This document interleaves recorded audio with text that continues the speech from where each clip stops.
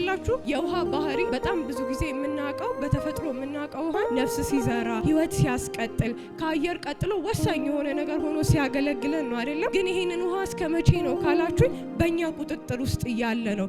እኛ እየጠጣ ነው፣ እኛ እያጠጣ ነው ካልሆነ በስተቀር ራሱ ተጠራቅሞ ኃይልን የራሱን ኃይል ይዞ ከመጣ ይሄንን ውሃ ኮንትሮል ማድረግ አንችልም። ሁላ ነፍስን ጸጥ የማድረግ አቅም አለው አይደለም? ኖህ እስራኤል ጋር ግን ሌላ ታሪክ አለው። ኖህ እስራኤል ጋር ሲጠየቅ ግን ሌላ ታሪክ አለ። እማይሆን ነገር አለ። ምን አትሉኝም? ውሃ እንደ ግድግዳ ይቆማል። ውሃ እንደ ግድግዳ ይቆማል። ባህር ተከፍሎ በየብስ ይራመዳሉ። በእውነት እግዚአብሔር እንዲያድርግላችሁ፣ በድንቅ ማዳን ይከተላችሁ፣ በእውነት እግዚአብሔር ያስከትላችሁ።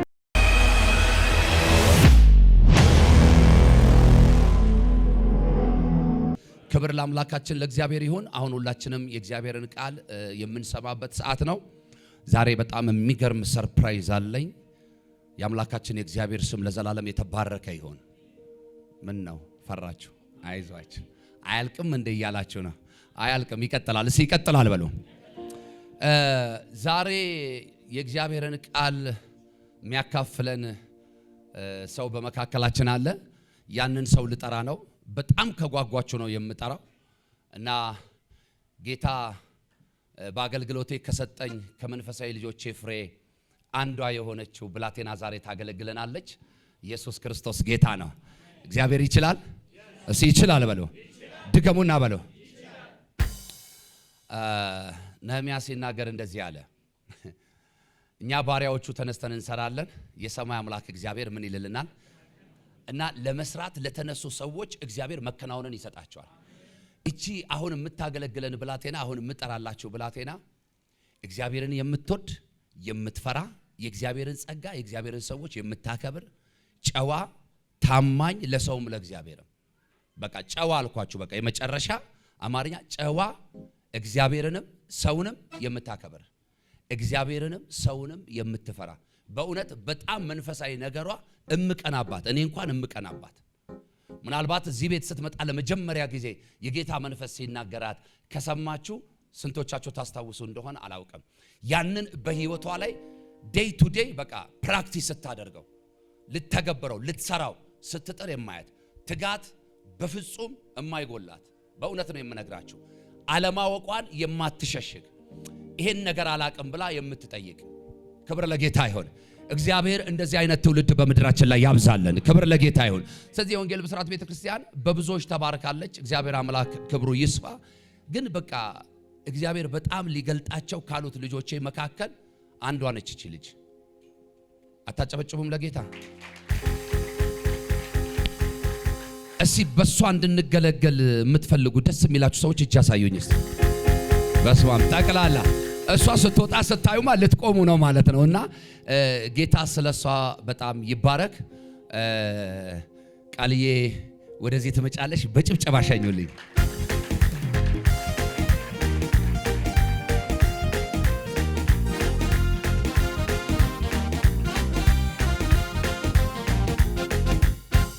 መቼም የማታውቋት አትኖሩ እናንተ። እኔ ለካ አጭር ነኝ እንዴ! ክብር ለጌታ ይሁን። ቃልዬ በብዙ እዚህ ቤት ስትዘረጋ ብዙዎቻችሁ ታውቋታላችሁ። ግን ደግሞ የሚገርም የእግዚአብሔር ቃል ግልጠት ውስጡ አለ። ስለዚህ በዚህ አጋጣሚ አንድ ነገር መናገር እፈልጋለሁ። የሰው ጸጋ የሚገለጠው 4 በ4 መድረክ ላይ ብቻ አይደለም፣ ከጓዳ ነው የሚጀምረው። እና ከጓዳ ጀምሮ ላይፏን በደንብ ነው የማውቀው። ጌታ አደራ ስለሰጠኝ በደንብ ነው የምከታተላት። በጣም ነው የምኮራባት። እውነት ነው የምነግራችሁ፣ በጣም ነው የምኮራባት። ክብር ለጌታ ይሁን። ስለዚህ እግዚአብሔር አምላክ እንደሚረዳት አምናለሁ። እንባርክሻለን። ነይ በቀኝ ተንበርከኪ። እጆቻችሁን ዘርጉ። እግዚአብሔር ሰው አለው፣ ትውልድ አለው። እግዚአብሔር አንተ ብታገለግል ባታገለግል እግዚአብሔር ምን ይጎልበታል? የምታገለግለው ለራስ ነው። ክብር ለኢየሱስ ይሁን። ዘርጉ በታማኝነት እጆቻችሁን። የዘላለም አምላክ የዘመናት ቅዱስ ልዑል እግዚአብሔር ሆይ እነሆ በልጅ በክርስቶስ ኢየሱስ ስም ስለዚህ ጊዜ እናመሰግናለን። ባቴና አምላክ እግዚአብሔር ሆይ ታናሹን ታላቅ የምታደርግ የተዋረደውን የምታከብር የሰራዊት ጌታ እግዚአብሔር ሆይ በጌታ በኢየሱስ ስም ዛሬ ይህችን ብላቴና በዚህ ቀን ልታከብራት ስለወደድ እናመሰግናለን። ባቴና አምላክ እግዚአብሔር ሆይ ብዙ ቀን ጸልዬላታለሁ፣ ብዙ ቀን እጆችን ጭኛለሁ። እግዚአብሔር ሆይ በየቀኑ አዳዲስ ነገር ስታደርግባት አይቻለሁ። ዛሬ ደግሞ በሌላ በአዲስ ክብር ስለምትገልጣ ስለምትባርካት ስለምታቆማት በኢየሱስ ስም እናመሰግንሃለን። ከዚህ ቀን ጀምሮ ዘመኗን ሁሉ ለታመኑ እጆች አሳልፌ ሰጠው። እግዚአብሔር ሆይ እንደምትሰብከው መኖር እንዲሆንላት፣ እንደምትጸልየው መኖር እንዲሆንላት፣ እንደምትዘምረው መኖር እንዲሆንላት በልጅ በክርስቶስ ኢየሱስም የትውልድን ልብ ትመልስልኛለች ብለህ የተናገርከው ያ የትንቢት ቃል አካል ለብሶ ማየት ስለሚሆንልኝ አመሰግንሃለሁ። እግዚአብሔር ሆይ ቀሪውን ሰዓት ለርሷ ላንተ ለመንፈስ ቅዱስ እግዚአብሔር ሆይ ታማኝ ለሆነው እጅ ሁሉ ሰጠው። እግዚአብሔር ሆይ በጌታ በኢየሱስ ስም ከዚህ ሰዓት ጀምሮ እሷን ተጠቅመ የዚህን ጉባኤ ልብ እንድታሳርፍ የዚህን ቤተሰብ ቋጠሮ እንድትፈታ እግዚአብሔር ሆይ መልእክተኛ አድርገሃት በጌታ በኢየሱስ ስም መልእክት ተቀባዮች እንዲሆኑ የተቀበሉት መልእክት ደግሞ በሕይወታቸው እንዲሰራ በኢየሱስ ስም እኔ ጸልያለሁ። የሰራዊት ጌታ እግዚአብሔር ሆይ ቀሪውን ሰዓት ሁሉ ለታመኑ እጆች ሰጠን። ሁሉ ለክብር ይሁን በተወደደው ልጅ በክርስቶስ ኢየሱስ ስም አሜን። ተፈጸመ። አጨብጭቡ ለጌታ።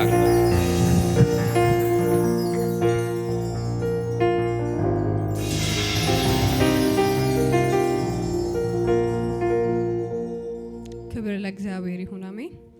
ያደረገ እግዚአብሔር ነው፣ የተናገረም ያደረገም እግዚአብሔር ነውና ስሙ ይባረክ። ዛሬ በልቤ ጌታ እንደተናገረኝ እላችኋለሁ። ሁላችንም ወደ መዝሙረ ዳዊት 124 እናውጣለን። ለቃሉ ክብር ሁላችንም ቆመን ብንሰማ ደስ ይለኛል።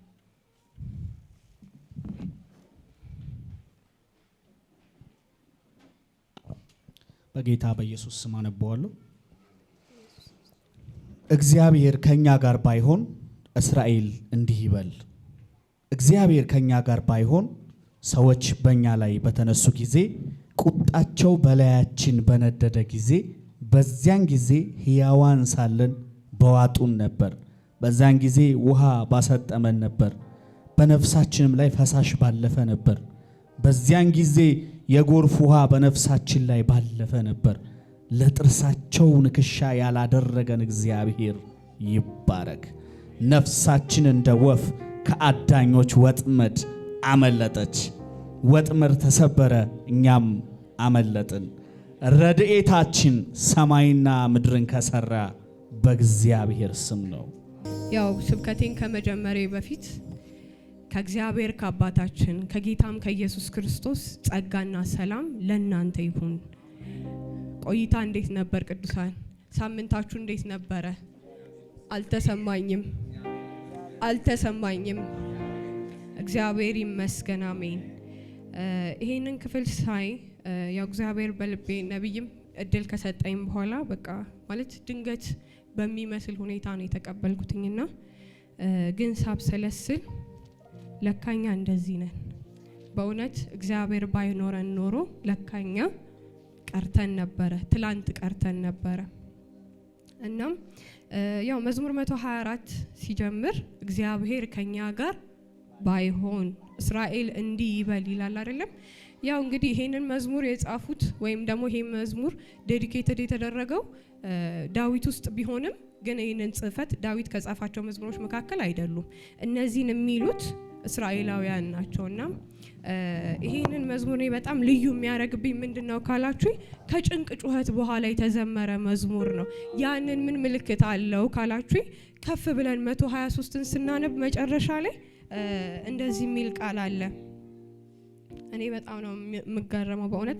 እግዚአብሔር ሆይ ንቀት በዝቶብናልና ማረን፣ እባክህ ማረን እያሉ ሲጮሁ ይሰሙ ነበረ እነዚህ እስራኤላውያን። ግን ቅስበታዊ በሚመስል መልኩ እግዚአብሔር እንዴት እነዛን ሮሯቸውን ወደ ድል እንደቀየረ እንመለከታለንና ቁጥር 2 እና 3ን ስናይ እግዚአብሔር ከኛ ጋር ባይሆን ሰዎች በእኛ ላይ በተነሱ ጊዜ፣ ቁጣቸው በላያችን በነደደ ጊዜ በዚያን ጊዜ ሕያዋን ሳለን በዋጡን ነበር ይላል።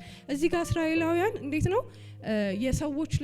ሰዎች የተነሱባቸውን ሰዎች ቁጣቸውን ንግርታቸውን በእሳት መስለውት እናያለንና እንዴት ነው የእሳት አንዱ ባህሪ እስከ ልኩ ካልሆነ ማጥፋት ነው አይደለም? ማብሰልም እንዳለ ሆኖ ማለት ነው። እና ማጥፋት ሲባል ደግሞ በቃ ዶግ አመድ ነው አይደል የሚባለው? በቃ ለምንም ለጥቅም የማይሆን አድርጎ ነው የሚያጠፋው። እና እስራኤላውያን ይሄንን ነው የሚለው፣ እግዚአብሔር ከኛ ጋር ባይሆን ኖሮ እነዛ የተነሱብን ቁጣዎች ከጥቅም ውጪ ባደረጉን ነበረ ነው የሚናገሩት። እና ስለ እሳት ካነሳው አይቀር ሁሌ ወደ አይምሮአችን የሚመጡ 3 ሰዎች አሉ አይደለ? ዳንኤል 3 ላይ የምናውቃቸው ሲድራቅ ሚሳቅና አብደናጎም የምንላቸው። እና እንድትከታተሉ የምፈልገው እግዚአብሔር ያለው ሰውና እግዚአብሔር የሌለው ሰው በሚል ልዩነት ነው። እናም እነዚህ እግዚአብሔር ያላቸው ሲድራቅ ሚሳቅና አብደናጎም በአምላካቸው በእግዚአብሔር ስም ተማምለው ድል ነስተዋል አይደለም? የአምላካቸውን የእግዚአብሔርን ስም አስከብረዋል። እናም ዳንኤል 3 የምትጽፉ ሰዎች ካላችሁ ዳንኤል 3 ከቁጥር 13 እስከ 28 ያለውን ታሪክ ነው የማወራው። በእውነት እግዚአብሔር ከኛ ጋር ባይሆን ኖሮ ይሄንን ታሪክ ስነግራችሁ ምን ልፈልግ ይመስላችሁ? እግዚአብሔር የሌላቸው ሰዎች እነዛ ለራሳቸው አምላክን የሰሩ እነዛ ሰዎች ወላፈኑ ገደላቸው። ወላፈን ማለት ዋናው እሳት እኮ አይደለም፣ ገና የእሳቱ መጀመሪያ እኮ ነው። ገና ጫፍ ላይ አልደረሱም እኮ የእሳቱ ሙቀት ሲገላቸው። እነዚህ ግን እግዚአብሔር ያላቸው ሰዎች እስራታቸው ተፈቶ በእሳት ውስጥ ይመላለሱ ነበረ። ዛሬም በእናንተ ህይወት እንደዚህ ነው የምናገረው። በህይወታችሁ የመጣ ማንኛውም እሳት ቢኖር፣ በህይወታችሁ የመጣ ማንም ከጥቅም ውጪ ሊያደርጋችሁ የፈለገ ሁኔታ ቢኖር በኢየሱስ ስም እስራቶቻችሁ ተፈተው መመላለስ ይሁንላችሁ። በኢየሱስ ስም እስራቶቻችሁ ተፈተው መመላለስ ይሁንላችሁ። በእውነት ድል ይስጣችሁ እግዚአብሔር። እና ይሄንን ነው የሚለው። እና እስራኤላውያን ይሄንን ነው የሚናገሩት፣ ይሄንን ነው የሚያስታውሱት። ወረድ ብለን ደግሞ ቁጥር 4 እና 5 ስንመለከት በዚያን ጊዜ ውሃ ባሰጠመን ነበር፣ በነፍሳችን ላይ ፈሳሽ ባለፈ ነበር። በዚያን ጊዜ የጎርፍ ውሃ በነፍሳችን ላይ ባለፈ ነበር ይላል። ቀደም ብለን ስለ እሳት አወራን። አሁን ደግሞ እስራኤላውያን ስለ ውሃ ይነግሩናል። ታውቃላችሁ የውሃ ባህሪ በጣም ብዙ ጊዜ የምናውቀው በተፈጥሮ የምናውቀው ውሃን ነፍስ ሲዘራ ህይወት ሲያስቀጥል ከአየር ቀጥሎ ወሳኝ የሆነ ነገር ሆኖ ሲያገለግለን ነው አይደለም? ግን ይሄንን ውሃ እስከ መቼ ነው ካላችሁ በእኛ ቁጥጥር ውስጥ እያለ ነው። እኛ እየጠጣ ነው፣ እኛ እያጠጣ ነው ካልሆነ በስተቀር እሱ ራሱ ተጠራቅሞ የራሱን ኃይል ይዞ ከመጣ ይሄንን ውሃ ኮንትሮል ማድረግ አንችልም። ሁላ ነፍስን ጸጥ የማድረግ አቅም አለው አይደለም? ኖ እስራኤል ጋር ግን ሌላ ታሪክ አለው። ኖ እስራኤል ጋር ሲጠየቅ ግን ሌላ ታሪክ አለ። እማይሆን ነገር አለ። ምን አትሉኝም? ውሃ እንደ ግድግዳ ይቆማል። ታውቃላችሁ ውሃ እንደ ግድግዳ ይቆማል። ባህር ተከፍሎ በየብስ ይራመዳሉ። በእውነት እግዚአብሔር እንዲያድርግላችሁ፣ በድንቅ ማዳን ይከተላችሁ፣ በእውነት እግዚአብሔር ያስከትላችሁ። በእውነት እንደዚህ ነው የሚያውቁት እስራኤላውያን። ታስታውሳላችሁ አይደል? ዘጸአት 14 ላይ ነው ይሄንን የሚናገረው። ዘጸአት 14 ከ1 እስከ 31 ያለው እሱን ገብታችሁ አንብቡት። በእውነት በጣም የሚደንቅ ታሪክ ነው። እኔ ግን አንድ ቃል በጣም በቃ ልቤን ጎትታኛለች። በእውነት ቁጥር 13 እንደዚህ ይላል፣ ሙሴም ለሕዝቡ አትፍሩ፣ ዛሬ የምታያቸውን ግብፃውያኖች ለዘላለም አታያቸውምና ቁሙ፣ ዛሬ ለእናንተ የሚያደርጋትን የእግዚአብሔርን ማዳን እዩ ይላል። በእውነት ዛሬ ለእናንተ የሚያደርጋትን የእግዚአብሔርን ማዳን እዩ ይላል። በእውነት በቃ እስራኤላውያን በድንቅ አመራር ተራመዱ። እኔ እስከ ተማርኩት ድረስ ውሃ ሊኩዊድ ነገር ነው። በቃ ቅርጽ የሚይዘው የተቀመጠበትን ጉዳይ ነው ወይ በረዶ ካልሆነ በቀር። ኖ እስራኤል ጋር እንደዛ አይደለም። ኖ ለነሱ ጊዜ እግዚአብሔር ላለው ሰው ጊዜ ግን እንደዛ አይደለም። እንደ ግድግዳ ነው የሚለው። በእውነት ገብታችሁ በደንብ አንብቡት። እንደ ግድግዳ ውሃ ቆሞ በየብስ ተሻግረዋል። እግዚአብሔር የሌላቸውስ ፈረስና ፈረሰኛው ውሃው ያው የራሱ እንደ ግድግዳ የቆመው ያ ውሃ ከደናቸው የሚል ቃል አለ። በእውነት እግዚአብሔር የሌላቸው እግዚአብሔር ያላቸው ሲሻገሩ፣ እግዚአብሔር የሌላቸው ግን ተከድነው ቀርተዋል። በኢየሱስ ስም ጠላቶቻችሁ ባጠመዱባችሁ በዛው ነገር ላይ ይከደኑ። በእውነት እዛው በቃ ሊገሏችሁ ባሉ በተማማሉበት በዚያው ጉዳይ ላይ ተቀብረው ይቅሩ። በእውነት ያለ ደብዛ በቃ ምንም ድርሻቸው ራሱ ሳይታወቅ በኢየሱስ ስም እግዚአብሔር እንደዚህ ያስመልጣችሁ። ቁጥር 6 ላይ ስንሄድ ለጥርሳቸው ንክሻ ያላደረገን እግዚአብሔር ይባረክ ይላሉ እስራኤላውያን። እዚህ ጋር ለጥርሳቸው ንክሻ ሲል ከሐሜት ከምናምንም አንጻር ፍቻ አለው። እኔ ግን አንድ መረዳት መንፈስ ቅዱስ ያቀብለኝ ነበረ። ከሚዘነጥል ነገር ከሚቦጭቅ ነገር ማለት በህይወት እያለን ነው። ለጥርሳቸው ንክሻ ማለት ፔኑ በህይወት እያለን ነው የሚሰማን። ግን ይሄንን ሳስብ ዳንኤል ወደ ልቤ ይመጣል። ዳንኤል 6 ላይ ስንመለከት ዳንኤልን አጠመዱት አይደለም?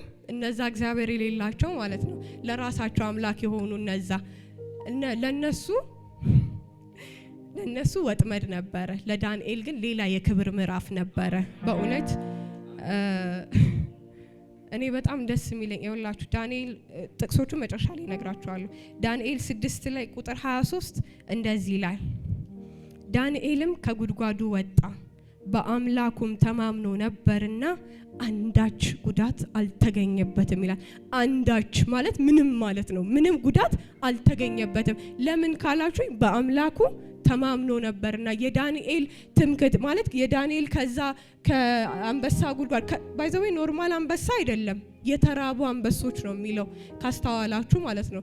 እና ከዛ ሲወጣ በእውነት ዳንኤል የክብር ሽልማትን ይዞ ወጣ። በኢየሱስ ስም እንዲህ ብዬ ልባርካችሁ፣ የምትወጡበት የተጨነቃችሁበት ያ ምዕራፍ የክብር ምዕራፍ ይሁንላችሁ። እግዚአብሔር አምላክ ለክብር ይለውጥላችሁ። በእውነት የለቅሶ ጭንቀታችሁን ለሳቅ ያደርግላችሁ። እና እግዚአብሔር የሌላቸው ሰዎች አትሉኝም? ቁጥር 24 ላይ እንደዚህ ይላል፣ ወደ ጉድጓዱ መጨረሻ ሳይደርሱ አንበሶቹ ያዟቸው፣ አጥንታቸውንም ሁሉ ሰባበሩ። ባይዘዌ ዳንኤል ትራስ ሆነውት ነው ያደረው። እነዚሁ ራሳቸው አንበሶች ናቸው። ከጉድጓድ ሳይደርስ እነዛን እግዚአብሔር የሌላቸውን የበላቸው። በእውነት ጠላታችሁን እግዚአብሔር ይጣላላችሁ፣ በድንቅ ማዳን ይጣላላችሁ። ቁጥር 7 ላይ ስንሄድ ነፍሳችን እንደ ወፍ ከአዳኞች ወጥመድ አመለጠች። ወጥመድ ተሰበረ እኛም አመለጥን።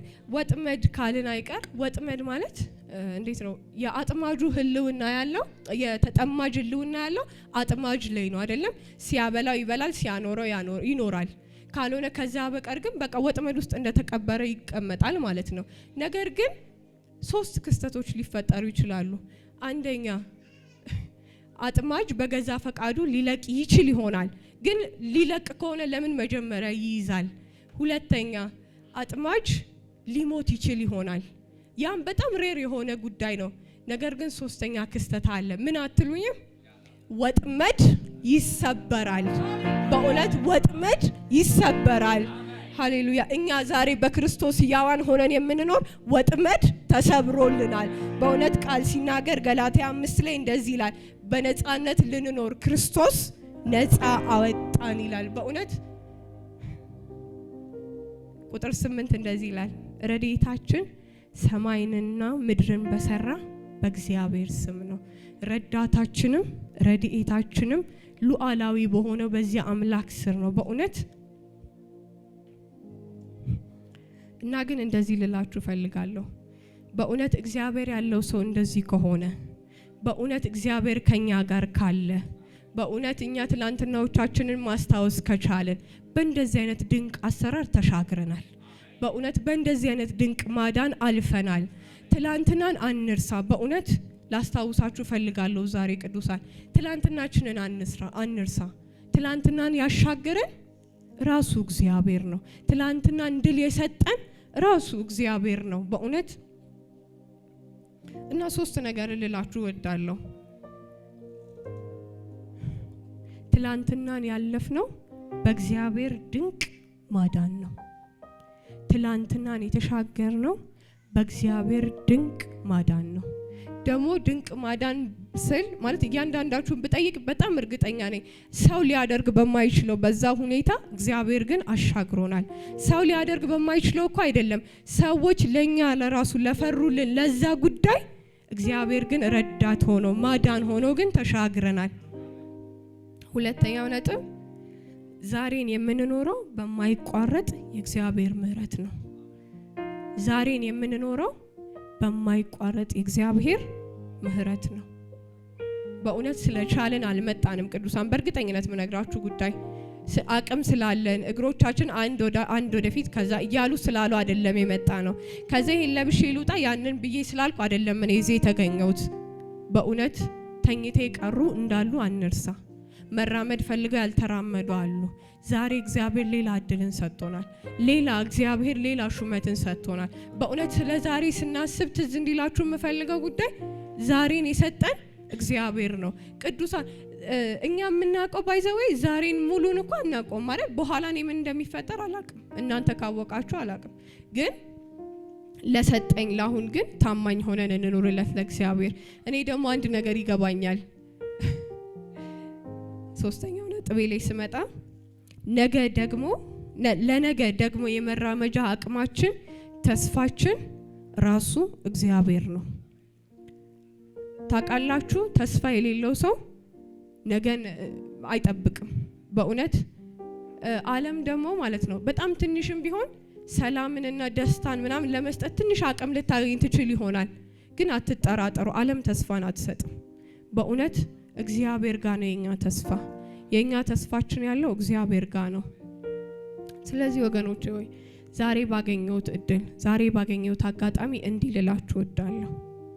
እግዚአብሔር አለ። እግዚአብሔር አለ።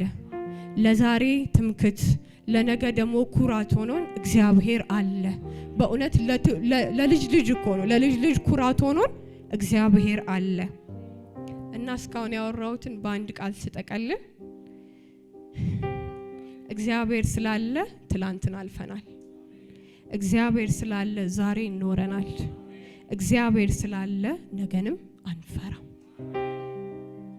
በዚህ ቃል እንድትጽናኑ ፈልጋለሁ ቅዱሳን በእውነት